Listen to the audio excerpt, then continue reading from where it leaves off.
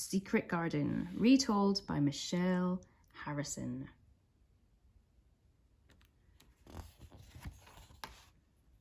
Chapter 1. When Mary Lennox went to live with her uncle, everybody said she was the most unfriendly girl they had ever seen. She had a frail little body and a face that always looked cross. This was probably because nobody had ever loved or wanted her very much. Not even her mother and father. She had grown up in India, being looked after by servants, but when her parents died from cholera, the only place left for her to go was to her uncle's house in England. Mary was collected in London by her uncle's housekeeper, Mrs. Medlock. She was a tall, strict woman in a sturdy dress and a brown bonnet. "Did your parents tell you about Mr. Craven, your uncle?" Mrs. Medlock asked. "No," Mary said, frowning. Her mother and father hadn't often spoken to her about anything. "His house is called Misselthwaite Manor," said Mrs. Medlock. "It's in the middle of the countryside, and it's so big. There are over 100 rooms, but most of them are locked. You won't see your uncle much," she added. "He often goes away. Since his wife died, he doesn't like to speak to anyone when he's home." And then she said, "There won't be anyone to play with, so you'll have to play by yourself.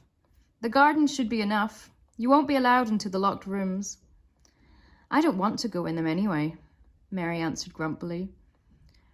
Her uncle's house sounded no fun at all, and very different to what she was used to in India.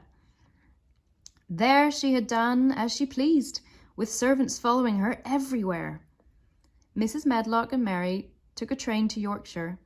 They were met at the station by a driver in a horse-drawn carriage. Mrs. Medlock had lots to carry, but Mary didn't offer to help.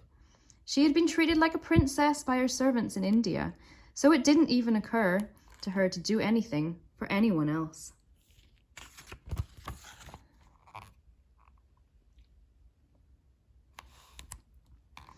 It was getting late. Through the window, all Mary could see was a dark, empty landscape, and she shivered as rain lashed outside. How chilly and damp England was after India's dry heat. A strange whooshing noise filled her ear. "That's the wind rushing over the moor," Mrs. Medlock explained. "What's a moor?" Mary asked. "Miles of wild land," said the housekeeper. "I don't like it," Mary whispered. Mrs. Medlock didn't reply. When they arrived at the huge house, Mary felt so small and lost. Mrs. Medlock led her through the studded oak door into a wide hall, where gloomy portraits and a suit of armour loomed over her. Her footsteps echoed off the stone floor along dim corridors until finally a door was opened to her. "Here you are," Mrs. Medlock said. "This room and the one next door are where you'll live now." She left Mary to eat her supper alone, and alone was certainly how Mary felt. The next morning, Mary woke up to find a maid in her room who was sweeping out the fireplace. Through the window, she could see the countryside stretching away like an endless sea. Mary pointed. "Is that the moor?" Martha, the maid, looked up. "Yes, do you like it?" "No," said Mary. "Do you?" Martha smiled. "I love it, especially in summer when the bees are buzzing around the flowers and it all smells of honey." Mary stared at her. Martha was nothing like her servants in India. She didn't seem like somebody Mary could order about. "Are you my servant?" she asked. "I'm Mrs. Medlock's servant," Martha answered. "You shouldn't need much looking after." "Who will dress me?" Mary demanded. Martha raised her eyebrows. "You're old enough to dress yourself." "My servants always did it for me," said Mary sharply. "Then it's time you learned," Martha retorted. Mary realized there was a lot she was going to have to learn, and she wasn't happy about it. "I'm not eating that," said Mary, pointing at the porridge Martha had brought. "Why not?" Martha asked, amazed. "My little brother and sister would lick the bowl clean. They're always hungry." "I never feel hungry," said Mary, nibbling some toast. "It would be good. It would do you good to try it," said Martha. a little crossly. "Wrap up warmly afterwards. Your uncle has bought you some new clothes. You can play outside." Mary went to the window, staring down at the wintry gardens. "It looks cold and boring, and there's no one to play with." "You can play alone," said Martha. "My brother Dickon goes off by himself for hours. He's made friends with a pony and a fox, and the birds even eat out of his hand."